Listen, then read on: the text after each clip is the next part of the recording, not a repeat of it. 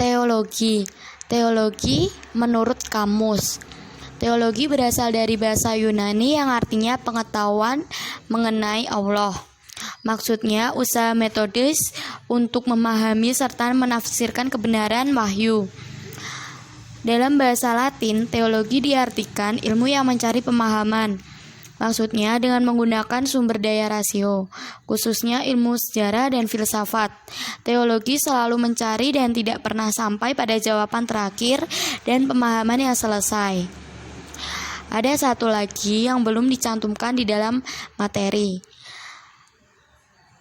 Teologi dalam ruang lingkup filsafat metafisika. Menurut Sudarso, tahun 2001 halaman 129 adalah filsafat ketuhanan yang bertitik tolak semata-mata kepada kejadian alam. Pembahasan filsafat ketuhanan ini mengkaji tentang keteraturan hubungan antara benda-benda alam sehingga orang meyakini adanya pencipta alam atau pengatur alam tersebut. Selanjutnya, pengertian teologi menurut para ahli. Menurut Thomas Aquinas, dalam Harun Hadiwijono, tahun 2005, halaman 107 sampai 108, mengajukan 5 bukti adanya Tuhan. Yang pertama, adanya gerak di dunia mengharuskan kita menerima bahwa ada pergerakan pertama, yaitu Allah. Yang kedua, di dalam dunia yang diamati, seluruh isi yang ada di jagat raya ini dapat terlihat tertib dan berdaya guna. Yang ketiga, di alam semesta terdapat hal-hal yang mungkin ada dan tidak ada. Yang keempat, di antara yang ada terdapat hal-hal yang lebih atau kurang baik, benar, dan sebagainya. Yang kelima, kita menyaksikan bahwa segala sesuatu tidak berakal berbuat senantiasa dengan cara yang sama untuk mencapai hasil yang baik. Selanjutnya, menurut David Hume, tahun 1711 sampai 1776, tidak ada bukti yang kuat yang dapat membuktikan bahwa Tuhan itu ada. Yang kedua, akal budi manusia tidak akan mampu mengenal adanya Allah, sehingga ia menolak ajaran agama dan gagasan tentang Allah. Sedangkan menurut para ahli yang ketiga, menurut Ludwig Feuerbach, tahun 1804 sampai 1972, mencatatkan bahwa agama tercipta oleh hakikat manusia itu sendiri, yaitu egoisme dan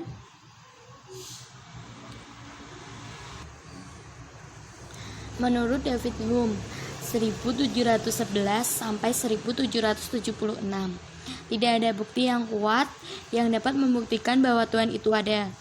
Akal budi manusia tidak akan mampu mengenal adanya Allah, sehingga ia menolak ajaran agama dan gagasan tentang Allah. Yang ketiga, menurut Ludwig Feuerbach, tahun 1804 sampai 1972, menyatakan bahwa agama tercipta oleh hakikat manusia itu sendiri, yaitu egoisme dan hasratnya akan kebahagiaan. B. Dimensi epistemologi. Epistemologi adalah cabang filsafat yang mempelajari asal mula atau sumber, metode, struktur, dan syahnya, validitas pengetahuan.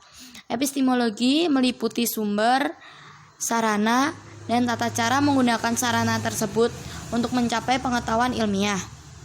Epistemologi merupakan cabang filsafat yang menyelidiki asal-usul, susunan, metode-metode, dan sahnya pengetahuan. Pertanyaan mendasar yang dikaji antara lain, apakah pengetahuan itu? Apakah yang merupakan asal-usul pengetahuan itu? Bagaimanakah cara kita mengetahui apabila kita mempunyai pengetahuan? Bagaimana cara kita membedakan antara pengetahuan dengan pendapat? Apakah yang merupakan bentuk pengetahuan itu? Cara-cara pengetahuan apakah yang ada? Bagaimana cara kita memperoleh pengetahuan? Bagaimana manusia dapat mengetahui sesuatu? dari mana pengetahuan itu dapat diperoleh, dan bagaimana validitas pengetahuan itu dapat dinilai. Epistemologi memiliki beberapa metode.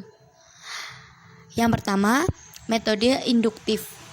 Yang dimaksud dengan metode induktif adalah metode yang menyampaikan pertanyaan hasil observasi dan disimpulkan dalam suatu pertanyaan.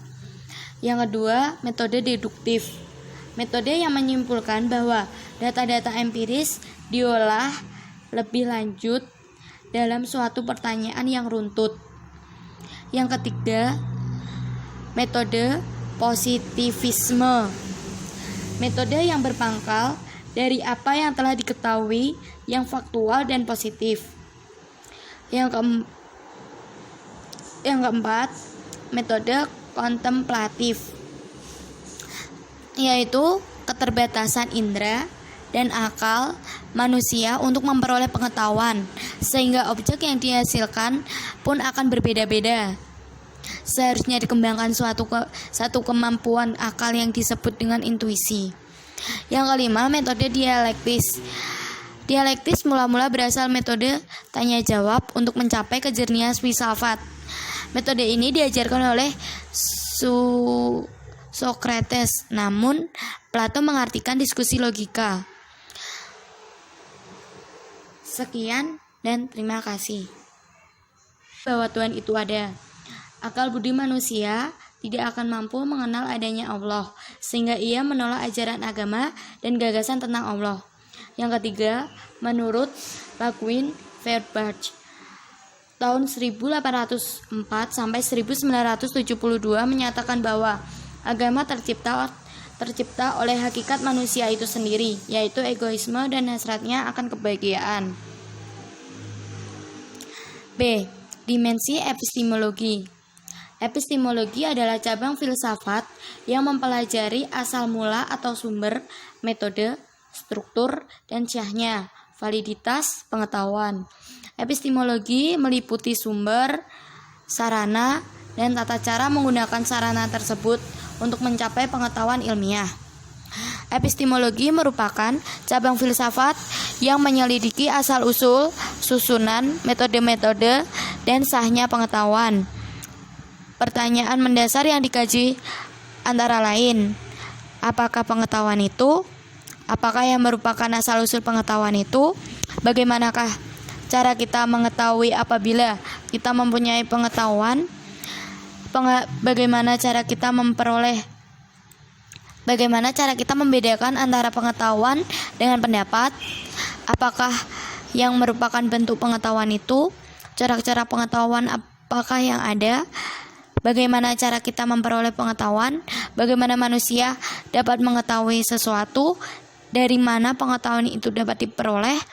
Dan bagaimana validitas pengetahuan itu dapat dinilai? Epistemologi memiliki beberapa metode. Yang pertama, metode induktif. Yang dimaksud dengan metode induktif adalah metode yang menyampaikan pertanyaan hasil observasi dan disimpulkan dalam suatu pertanyaan. Yang kedua, metode deduktif. Metode yang menyimpulkan bahwa data-data empiris diolah lebih lanjut dalam suatu pertanyaan yang runtut. Yang ketiga, metode positivisme. Metode yang berpangkal dari apa yang telah diketahui yang faktual dan positif. Yang keempat, metode kontemplatif, yaitu keterbatasan indera dan akal manusia untuk memperoleh pengetahuan, sehingga objek yang dihasilkan pun akan berbeda-beda. Seharusnya dikembangkan satu kemampuan akal yang disebut dengan intuisi. Yang kelima, metode dialektis.